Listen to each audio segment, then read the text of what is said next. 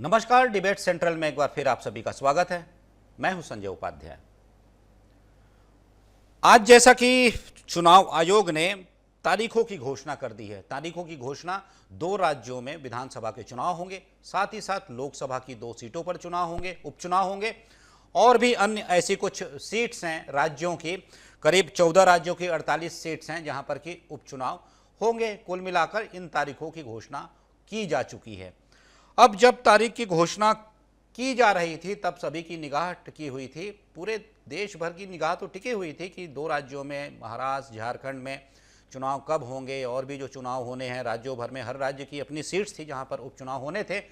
छत्तीसगढ़ की निगाहें भी टिकी हुई थी जब चुनाव होंगे, कहाँ, दक्षिण में, रायपुर दक्षिण विधानसभा के चुनाव हो गए, जिसका कि यहाँ के लोग बेसब्री से इंतजार कर रहे थे। तो अब वो घड़ी खत्म हुई, समाप्त हुई, अब घोषणा की जा चुकी है। यहाँ पर जब मतदान होगा, 13 नवंबर को मतदान होगा और 23 नवंबर को सारे जो परिणाम एक साथ आएंगे राज्यों की विधानसभाओं के और भी जो उपचुनाव हुए हैं राज्यों में, वहाँ से एक साथ इसके परिणाम सामने आएंगे।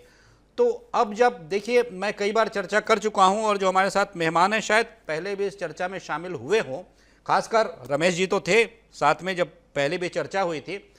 तो ये बातें इसलिए भी बड़ी हो जाती हैं क्योंकि दक्षिण की सीट जो है बड़ी महत्वपूर्ण मानी जाती है। मैंने कई राजनीतिकों से बात की थी इस विषय में, बड़ी क्यों मानी जाती हैं, इनके मायने क्या होते हैं, सियासत में इसका कितना महत्व है इस एक सीट का, और क्यों दोनों दलों की निगाह इस पर इसलिए टिकी हुई है कि एक और पार्टी की साख लगी हुई है तो दूसरी ओर पार्टी इसे अवसर मान रही है।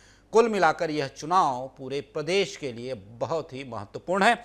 इस पर ही आज हम चर्चा करेंगे कि अब कैसे समीकरण बन रहे हैं। बहुत ज़्यादा दिन नहीं बचे, कुछ ही दिन हैं जब आपको उम्मीदवार तय करने होंगे, अपने दावेदार तय करने होंगे और दावेदारों के बाद उन्हें तय करना होगा जो कि मैदान में होंगे। तो फिलहाल तो दावेदारों की ही चर्चा कि दोनों पार्टियों से कौन से ऐसे दावेदार हैं जो निकल कर आ रहे हैं, जिनकी चर्चाएं हो रही हैं। बात करेंगे अपने मेहमानों के साथ। पहले देख लीजिए एक रिपोर्ट।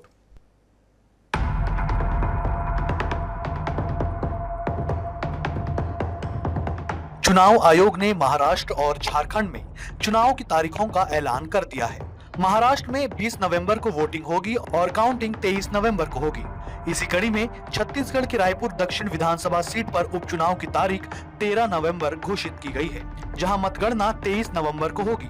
रायपुर दक्षिण विधानसभा सीट के लिए बीजेपी ने अपने नेताओं की बैठक आयोजित की, जिसमें सुनील सोनी, संजय श्रीवास्तव, केदार गुप्ता, मिनल चौबे, नंदन जैन और सुभाष तिवारी जैसे नेताओं के नामों पर चर्चा की गई है। इनमें से 3 नामों को अंतिम रूप दिया गया है, जबकि जातिगत समीकरण और चुनाव जीतने की संभावनाओं पर भी विचार किया गया है। वहीं कांग्रेस ने भी इस सीट पर अपनी तैयारियां तेज कर दी हैं। पार्टी ने 9 सदस्यीय चुनाव प्रबंधन समिति का गठन किया है, जिसमें 6 पूर्व मंत्री और कई वरिष्ठ नेता शामिल हैं। कांग्रेस ने रायपुर दक्षिण में जीत के लिए पूरी ताकत झोंकने का निर्णय लिया है, जबकि इस सीट पर पार्टी को जीत का लंबे समय से इंतजार है। बज गया चुनावी बिगुल। रायपुर दक्षिण विधानसभा सीट पर 13 नवंबर को होगा मतदान। 23 नवंबर को घोषित किए जाएंगे नतीजे। नामांकन की प्रक्रिया 18 अक्टूबर से होगी शुरू। नामांकन की अंतिम तिथि 25 अक्टूबर। 28 अक्टूबर को नामांकन पत्रों की स्क्रूटनी होगी। नामांकन वापसी की अंतिम तिथि 30 अक्टूबर। इस क्षेत्र के कुल मतदाताओं की संख्या 2,38,780, जिसमें पुरुष और महिला मतदाता की संख्या लगभग 1,20,706 और 57 थर्ड जेंडर वोटर्स हैं। कल पार्टी के कोर ग्रुप की बैठक संपन्न हुई है, चुनाव समिति की बैठक हुई है। दक्षिण विधानसभा चुनाव के संबंध में विस्तार से बातचीत हुई है। अब तक की तैयारियों को लेकर चर्चा हुई है, आगे किस प्रकार से चुनाव की तैयारी करना है, इसको लेकर बहुत विस्तार से बातचीत हुई है। भारतीय जनता पार्टी दक्षिण विधानसभा के उपचुनाव को लेकर गंभीरता से काम कर रही है और आने वाले समय में हम पूरी मजबूती से दक्षिण विधानसभा का उपचुनाव लड़ेंगे। बता दें कि सालों से ही रायपुर दक्षिण विधानसभा सीट बीजेपी के झोली में रही है।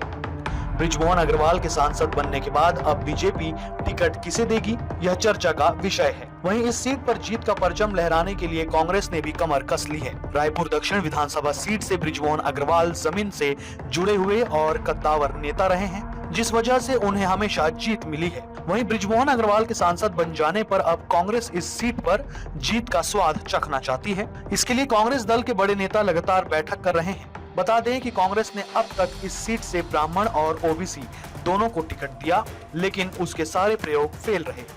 बिल्कुल, छत्तीसगढ़ में एक सीट पर उपचुनाव होने हैं और दक्षिण विधानसभा रायपुर दक्षिण। चुनाव आयोग ने आज डेट ऐलान कर दिया है, 13 नवंबर को वोटिंग होगी, 18 से 25 तारीख तक नॉमिनेशन है। तो निश्चित रूप से बधाई। और इसके लिए कांग्रेस पार्टी लगातार उपचुनाव की तैयारियां कर रही है और उपचुनाव हम मजबूती के साथ लड़ेंगे और इसके लिए नेता कार्यकर्ता पार्टी पूरी तरह से उपचुनाव के लिए तैयार है। इस स्थानीय संसदीय क्षेत्र को बीजेपी का गढ़ माना जाता है। रायपुर सिटी साउथ विधानसभा क्षेत्र छत्तीसगढ़ राज्य में एक सामान्य सीट है। बीजेपी के कद्दावर नेता बृजमोहन अग्रवाल इस क्षेत्र से बार बार चुने गए। बृजमोहन अग्रवाल यहाँ के जमीन से जुड़े हुए नेता हैं, जिस वजह से क्षेत्र के लोग भी उन्हें पसंद करते हैं। बृजमोहन अग्रवाल हमेशा से ही प्रबल दावेदार रहे हैं। बृजमोहन अग्रवाल ने 1990 से अब तक के सभी चुनाव जीते हैं। कांग्रेस ने भी इस बार जीत के लिए 9 सदस्यीय चुनाव प्रबंधन समिति का गठन किया है, जिसमें कई पूर्व मंत्री शामिल हैं। बृजमोहन अग्रवाल की ऐतिहासिक जीत ने बीजेपी को मजबूती दी है और अब कांग्रेस भी इस सीट पर अपनी रणनीतियां बना रही है। सभी की नजरें इस महत्वपूर्ण उपचुनाव पर टिकी हुई हैं, जहां जीत की राह आसान नहीं होगी। Bureau report, DA news plus, Raipur.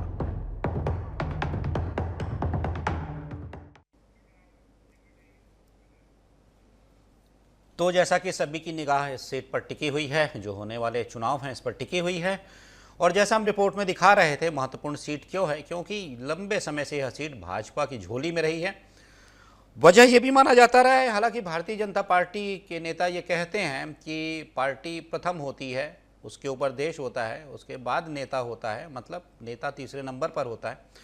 लेकिन हम ये देख रहे थे कि जब से बृजमोहन अग्रवाल यहाँ पर उतरे, वो कभी हारे नहीं, बल्कि हम देखते थे कि उनका जीत का अंतर जो था बढ़ता चला गया। बीच में ठीक है, कभी एक बार ऐसा आया जबकि थोड़ा कम हुआ, लेकिन वो भी कम नहीं था। तो अब जब इस पर चर्चा हो रही है तो समय काफ़ी कम बचा हुआ है। क्या रणनीति होगी दोनों दलों की, हम चर्चा कर लेते हैं। पहले परिचय करवा दूं अपने विशेष मेहमानों का जो मेरे साथ जुड़े हुए हैं। गोपाल सामंतो जी हैं, प्रवक्ता हैं भारतीय जनता पार्टी के। गोपाल जी, आपका स्वागत है। अभय नारायण राय जी हैं, प्रवक्ता है कांग्रेस के। अभय जी, आपका स्वागत है। साथ ही साथ रमेश पांडे जी भी जुड़े हुए हैं मेरे साथ, वरिष्ठ पत्रकार हैं, वो भी बताएंगे। हालांकि रमेश जी, मेरी आपके इस विषय पर पहले भी एक बार चर्चा हो चुकी है विस्तार से, लेकिन अभी बदले हुए परिवेश में, बदले हुए वातावरण में जब घोषणा हो चुकी है तारीखों की, तब फिर आपसे पूछूंगा, आऊँगा आपके पास। गोपाल सामंतो जी, समय कम बचा हुआ है, सूची लंबी देख रहा हूँ, यहाँ पर बहुत से दावेदार हैं, बहुत से नाम हैं, 3 भेजा गया है ऐसी जानकारी है। 6 नाम पहले फाइनल थे, 3 ऊपर भेजे गए हैं, 3 में से 1 चुना जाएगा। ये जो सूची हमारे हाथ लगी है सामंतो जी, सही है या फिर ये भी ऐसे ही कहीं वायरल होते हुए हम तक पहुंच गई? नाम बताऊं? सुभाष तिवारी जी हैं, सुनील सोनी हैं, संजय श्रीवास्तव हैं, मीनल चौबे हैं, केदार गुप्ता हैं, नंदन जैन हैं, और भी एक नाम है, और भी 2 नाम हैं। तो ये सूची वही है कि? देखिए, भारतीय जनता पार्टी कार्यकर्ताओं की पार्टी है जी, और भारतीय जनता पार्टी में जो टैलेंट बेस है वो बहुत बड़ी है जी सूची आपकी और लंबी हो सकती है जी। भारतीय जनता पार्टी में कार्यकर्ता निर्माण का प्रक्रिया इतनी अच्छी है और इतनी परिष्कृत है, इतनी सूची आपकी और लंबी है, इसमें कोई दो मत नहीं है।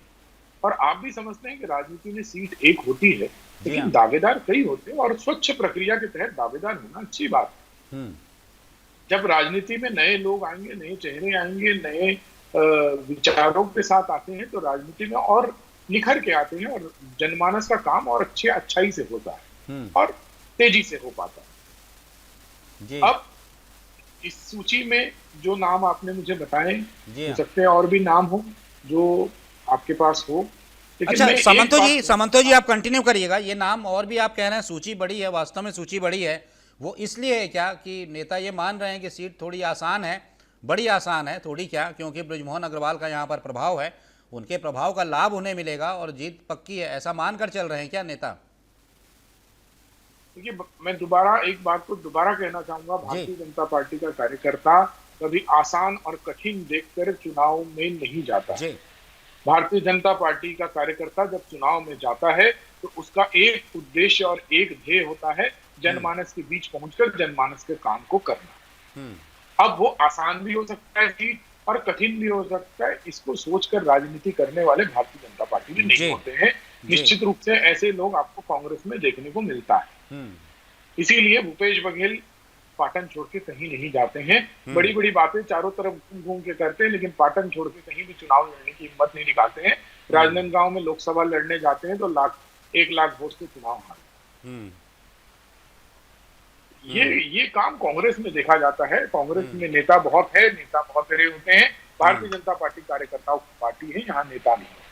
यहाँ मिलकर चुनाव लड़ा जाता है, विचारधारा पे चुनाव लड़ा जाता है। ठीक है। तो मैं दोबारा यही कहना चाहूंगा जी कि जो भी सिपे सलार भारतीय जनता पार्टी तय करेगी, जो भी अपना प्रतिनिधि तय करेगी, भारतीय जनता पार्टी का हर कार्यकर्ता तन मन धन से उस नेता को जिताने में अपना समय कुछ देगा। तो आपको ही पता चलता होगा, आपको ही पता चलता होगा सामंतो जी, इनमें से कोई नाम है क्या? देखिए, मैं बता रहा हूँ हर नाम भारतीय जनता पार्टी का जी, और हर कार्यकर्ता भारतीय जनता पार्टी का है और हर नाम अच्छे हैं और हर कार्यकर्ता अच्छे हैं। ठीक है। अभय जी, जिसको भी टिकट अभय जी ठीक है। मैं भी आपके यहाँ से भी कुछ नामों की मैं चर्चा सुन रहा था, जैसे प्रमोद दुबे जी हैं और जो पिछली एक बार चुनाव लड़ चुके हैं कन्हैया अग्रवाल हैं, उनका भी नाम चल रहा है और भी बहुत सारे नाम सामने आ रहे हैं। बताइएगा आप कौन इसमें से है।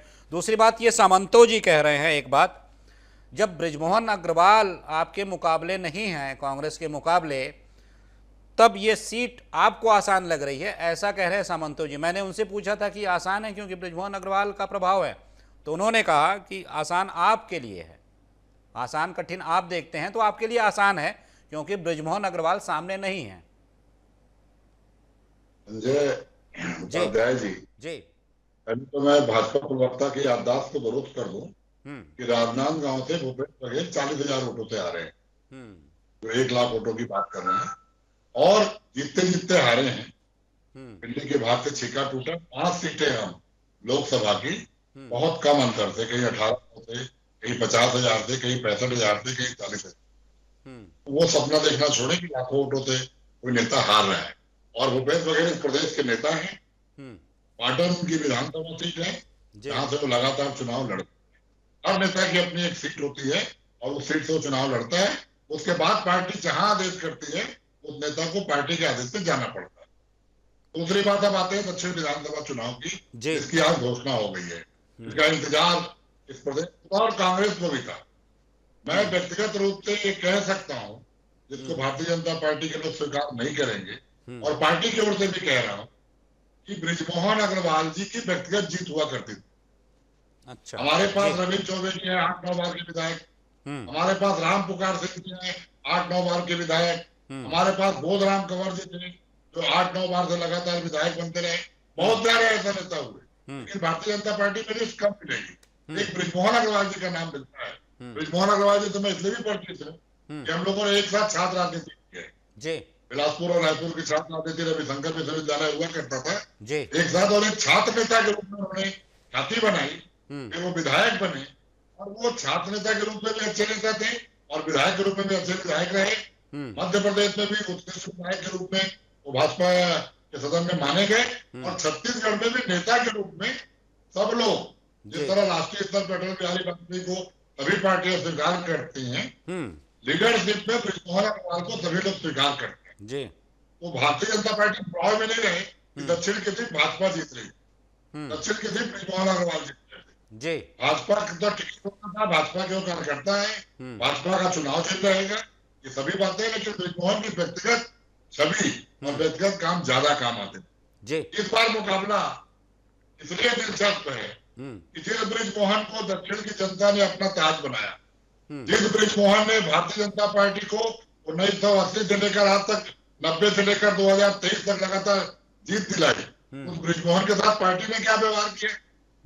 एक अच्छे विधायक को आप सांसद की टिकट दे देते हैं, एक अच्छे मंत्री को आप यहाँ से खो कर देते हैं, सिर्फ इसलिए कि उनकी जड़ें जमी हुई हैं, सिर्फ इसलिए कि जब वो नेता प्रतिपक्ष बनना चाहते थे तो जो कार्यालय में हंगामा हुआ वहां मोदी जी को नीचा देखना पड़ा था।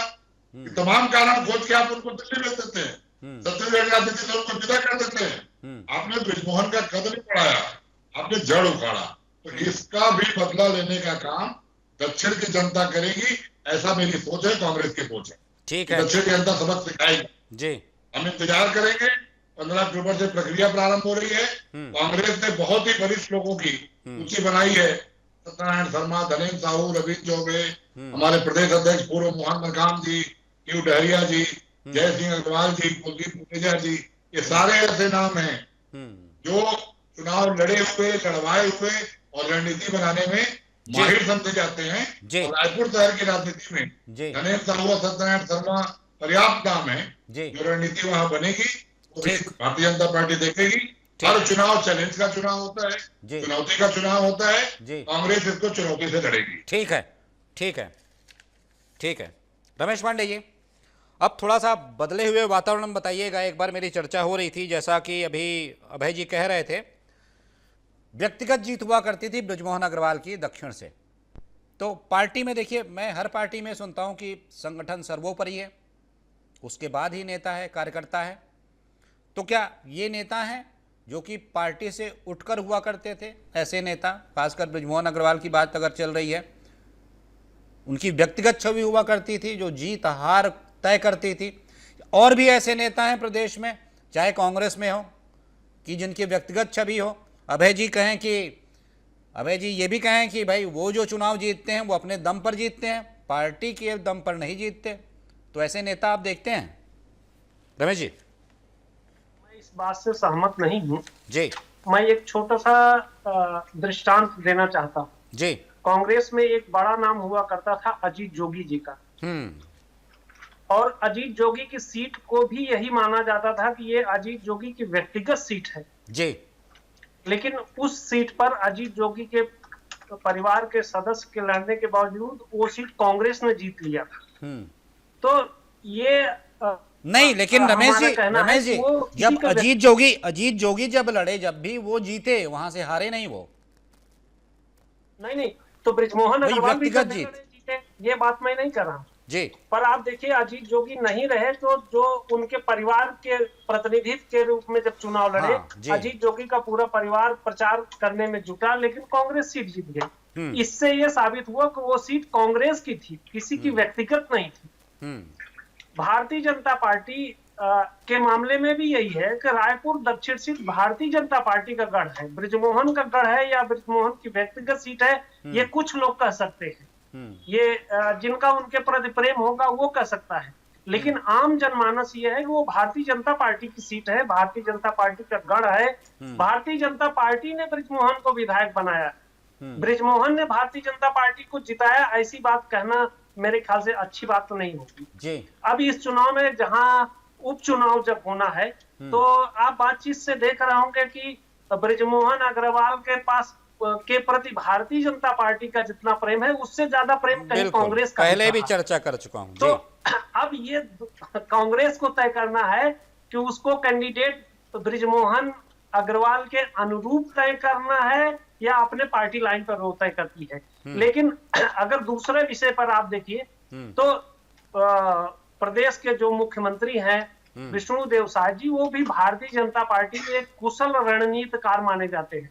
यह उपचुनाव उनके लिए चुनौती का प्रश्न है, प्रतिष्ठा का प्रश्न है जी। तो निश्चित रूप से उनकी भी कुछ रणनीतियां होंगी। भारतीय जनता पार्टी के और भी बहुत सारे रणनीतिकार हैं और बृजमोहन अग्रवाल जी तो खुद भारतीय जनता पार्टी के बड़े रणनीतिकार हैं और वो लगातार क्षेत्र में सक्रिय भी है जी। ठीक है गोपाल जी, सीधे जवाब दे दीजिए। अभय जी ने जो कहा था, मैंने कहा था लौट के आता हूं आपके पास में, लेकिन ये बताइएगा, जैसा कह रहे हैं उनका व्यक्तिगत प्रभाव होता था। सर चर्चा यहीं सिमट। देखिए, मैं दक्षिण विधानसभा पर उपचुनाव को लेकर या वहाँ की सियासत को लेकर जब भी चर्चा करता हूँ तब मैं ये पाता हूँ कि वो बृजमोहन अग्रवाल के आसपास सिमट कर रह जाता है। हमेशा मैं ये देखता हूँ, रमेश जी आपने भी देखा होगा, ये चर्चाएं वहीं सिमट कर रह जाती हैं। गोपाल जी, अभय जी कह रहे हैं उनका व्यक्तिगत प्रभाव था। देखिए अभय जी के मैं एक एक बात का जवाब दे देता हूँ। जी अभय जी ने पहले बोला बृजमोहन जी के बारे में कि पार्टी ने उनके साथ गलत किया। अरे भाई, विधायक के बाद सांसद ही बनते हैं, स्कूल के बाद कॉलेज ही पढ़ते हैं, जी नॉर्मल प्रक्रिया है। जी आप शायद नॉर्मल प्रक्रिया को, जनतांत्रिक नॉर्मल प्रक्रिया को अभय जी शायद भूल गए हैं। एक विधायक का जो क्षेत्र होता है और एक सांसद का क्षेत्र होता है, उसमें बहुत बड़ा फर्क होता है। 10 से 11 विधायकों का क्षेत्र एक सांसद का क्षेत्र होता है, तो उनका प्रमोशन। दूसरा, उन्होंने मोदी जी का नाम लिया, मोदी जी ने अपने टीम में बृजमोहन जी को शामिल किया है और उन बृजमोहन जी को शामिल करके मौका दिया है। ये ऐसी बातें भारतीय जनता पार्टी में नहीं चलती है और ना कभी ऐसी सुनी जाती। आपके यहाँ आपने बहुत अच्छे से बड़े सर उठाकर आपने कहा कि सत्यनारायण शर्मा जी का नाम लिया, जय सिंह अग्रवाल जी का नाम लिया, धनेन्द्र साहू जी का नाम लिया। 5 साल इसकी सरकार में कहाँ थे वो? अरे ये तो जय सिंह अग्रवाल मंत्री थे और रानू साहू के खिलाफ चिट्ठी लिखते थे मुख्यमंत्री को। आपको याद है कि नहीं है भाई जी? कुछ याद करिए। धनेन्द्र साहू जी अपने सरकार में नाराज होकर चिट्ठी लिखते थे मुख्यमंत्री को। ये सारी बातें शायद आप भूल गए हैं। सत्यनारायण शर्मा जी घूमते रहे पूरे रायपुर में कि उन्हें कम से कम संसदीय सचिव बना दो। लास्ट बार चुनाव लड़ रहा हूं, यहां तक के बोल दिए मैं दोबारा विधानसभा में जाऊंगा नहीं, ये मेरा लास्ट कार्यकाल है, इस नाते कम से कम बना दिया जाए। ये जाके राहुल गांधी से मिल के आए, तब भी आप लोगों ने ख्याल नहीं दिया। बार बार आप लोग भाजपा की तरफ जाते हैं, कभी अपने तरफ भी तो चिंतन करिए। और रही बात, आपने किस किस जगह पे कहा तुलना कर रहे हैं? धनेन्द्र साहू जी एक बार चुनाव जीतते हैं, सामंतो जी, सत्यनारायण शर्मा जी को जो स्काई वॉक की एक बार समीक्षा के लिए तोड़ना है कि नहीं, इसके लिए जो समिति बनी थी उसका अध्यक्ष बनाया गया था। अब वो स्काई वॉक उनके घर के सामने से गुजरता है, इसलिए शायद उनको सदस्य बनाया गया था। सम्मान देने के लिए तो उनको कतई वही अध्यक्ष बनाया गया था, क्योंकि उनके घर के सामने से गुजरता है स्काई वॉक। और उसमें भी उन्होंने इसलिए कांग्रेस के तरफ जाके, पक्ष में जाके काम नहीं किया, क्योंकि उनको समझ में आया था, वही रहते हैं 100 मीटर की दूरी पर, इसलिए उनको समझ में आया कि ये लोगों की भलाई का काम हो रहा है, इसलिए उन्हें अड़ंगा नहीं डालना चाहिए। इस बात को भली भांति समझते हैं, वहां वो रहते हैं, इसलिए उनको पता था कि वहां जैम की परिस्थिति होती है। भले ही कांग्रेस की सरकार नहीं समझ पाई थी, लेकिन सत्यनारायण शर्मा जी समझ गए थे कि ये लोगों की भलाई का काम है और इसको तोड़ना गलत होगा, शायद इसलिए नहीं तोड़े होंगे। इसलिए ऐसी कोई गलत रास्ते पर कांग्रेस का समर्थन नहीं किया। ठीक है, समय की बात है। अभय जी जवाब दे लीजिए, वो जैसे कह रहे हैं। लेकिन एक बात और है, आप दक्षिण से क्या, देखिए ये सीधी सी बात है, बताइएगा, थोड़ा सा स्पष्ट बताइएगा ईमानदारी से, कि जब बृजमोहन अग्रवाल नहीं है इस सीट पर, तो क्या ज्यादा अवसर की संभावना देख रहे हैं आप? यहाँ पर अवसर ज्यादा दिखाई दे रहे हैं आपको? देखिए, हम 23 में भी चुनाव लड़े तो हमको अपने अवसर के हिसाब से चुनाव लड़े, सरकार बनाने का अवसर था, और आज भी हम कोई उपचुनाव लड़ेंगे तो अपना अवसर देखेंगे जी। बृजमोहन चूंकि फैक्टर है उस सीट के, भारतीय जनता पार्टी के लिए भी, कांग्रेस के लिए भी और उपचुनाव के लिए भी बृजमोहन तो फैक्टर रहेंगे। बृजमोहन की मर्जी टिकट में कितनी चलती है ये भी दिखेगी, टिकट मिलेगी भाजपा को, बृजमोहन की पसंद नापसंद कितनी होगी ये भी मीडिया हाउस में और जनता के बीच में आएगा। और अभी कहा गोपाल जी ने, उनका प्रमोशन हुआ है, वो मंत्री पद छोड़ना नहीं चाह रहे थे। उन्होंने कहा कि मैं 6 महीने मंत्री रह सकता हूँ, केवल इस्तीफा मांगने के लिए कैबिनेट की बैठक बुला ली गई और मोदी जी ने टीम में शामिल नहीं किया। टीम में तो तोखन साहू शामिल हुए, 2 लोग शामिल हो सकते थे, उनको भी मंत्री बनाया जा सकता था। उनके पास अपार अनुभव था, मध्य प्रदेश में मंत्री रहने का अनुभव, छत्तीसगढ़ में मंत्री रहने का अनुभव, उनके पास तो अनुभव की कमी नहीं थी, केंद्रीय मंत्रिमंडल में लेना था उनको। ये उनके पार्टी की बात है। हमारा उम्मीदवार तय होगा और सम्मति से तय होगा, और आप देखिएगा जिस तरह कोटा का एक उपचुनाव भारतीय जनता पार्टी को पसीना आ गया था 2006 का चुनाव जी, और बृजमोहन जी वहां इंचार्ज थे उपचुनाव के, और वहां रेणु जोगी चुनाव जीत के आई, वही इतिहास दोहराया जाएगा। दक्षिण उपचुनाव से हम उपचुनाव की जीत की शुरुआत करेंगे और भारतीय जनता पार्टी ये जो लड़ाई है ना प्रत्याशी बनने की, जी कि हर पार्षद भी सोच रहे हैं कि मैं विधायक बन जाऊंगा, बड़े नेता तो सोच रहे हैं का हक है, उनको मिलना चाहिए। हमारे बहुत से प्रवक्ता साथी, संजय श्रीवास्तव जी हमारे प्रवक्ता साथी है, वो लंबे समय से प्रयास कर रहे हैं, बहुत लोग प्रयास कर रहे जी। हैं, लेकिन जो भी बनेगा बाकी लोग उनके साथ क्या व्यवहार करेंगे ये भी दक्षिण में दिखेगा।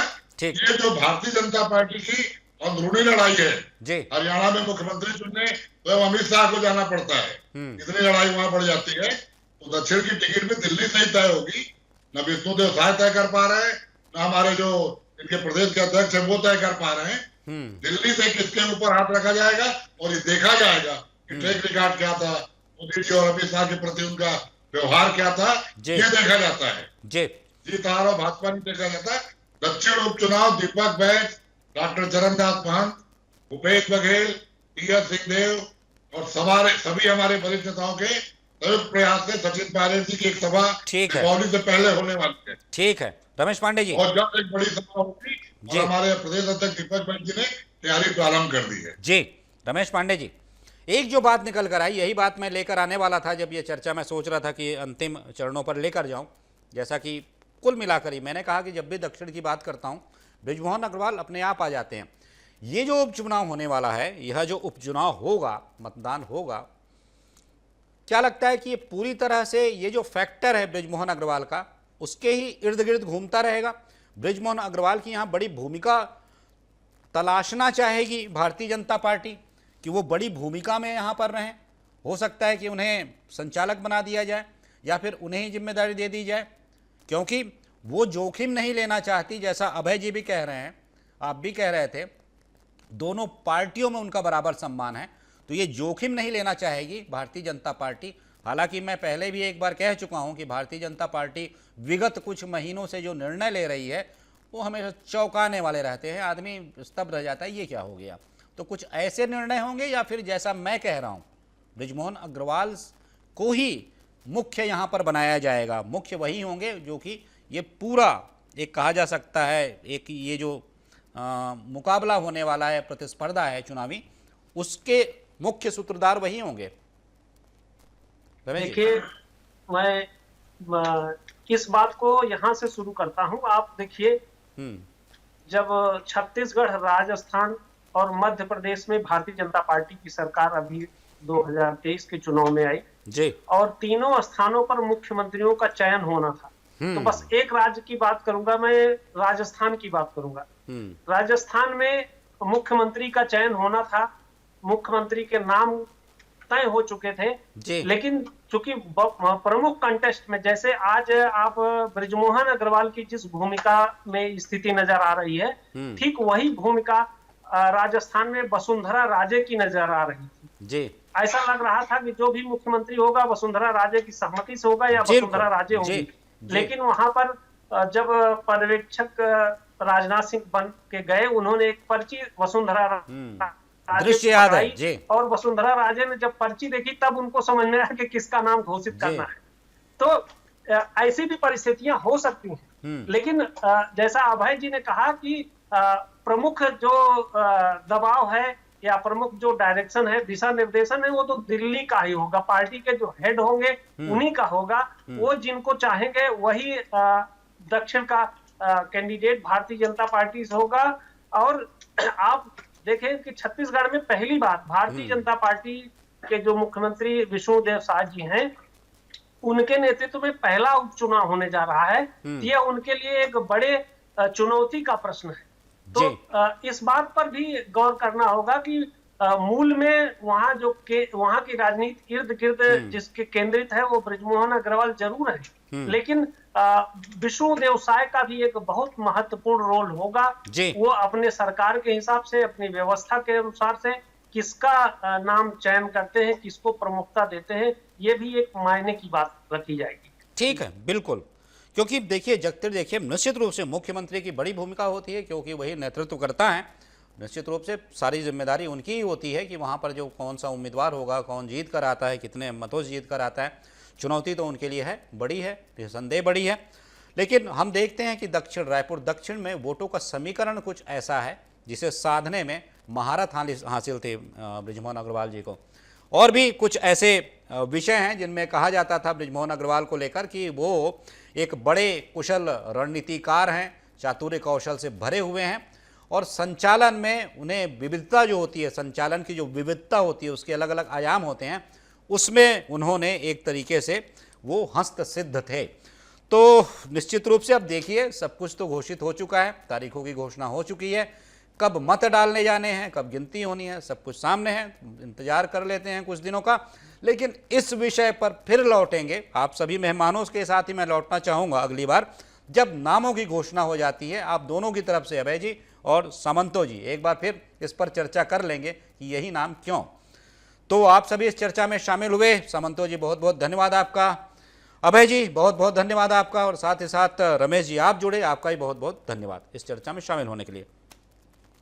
तो यही बात है कि जिस तरीके से ये तमाम विषय आ रहे हैं दक्षिण को लेकर, और मैंने जो एक बात कही कि जब भी चर्चा होती है तो बृजमोहन अग्रवाल इस चर्चा में शामिल होते हैं, एक तरीके से उनका विषय जरूर निकल कर आता है। क्यों ना हो, क्योंकि लंबे समय से वो सीट पर जीतते चले आ रहे हैं और रिकॉर्ड मतों से जीतते चले आ रहे हैं, तो यही कारण है। अब देखिए आने वाले दिनों में किन नामों पर पार्टी सहमत होती है, कौन से चेहरे होते हैं मैदान में उतारे जाते हैं, उनके पीछे रणनीति कौन सी होती है, कौन सा ऐसा कहा जाए कि एक बोध होता है कि वो चुनाव निकाल ले जाएंगे। और ये भी देखना बड़ा दिलचस्प होगा कि इस पूरे चुनाव में बृजमोहन अग्रवाल की कैसी भूमिका होती है। तो आज की चर्चा में सिर्फ इतना ही, किसी महत्वपूर्ण विषय पर फिर मिलेंगे, फिर बात करेंगे, तब तक दीजिए आज्ञा, नमस्कार।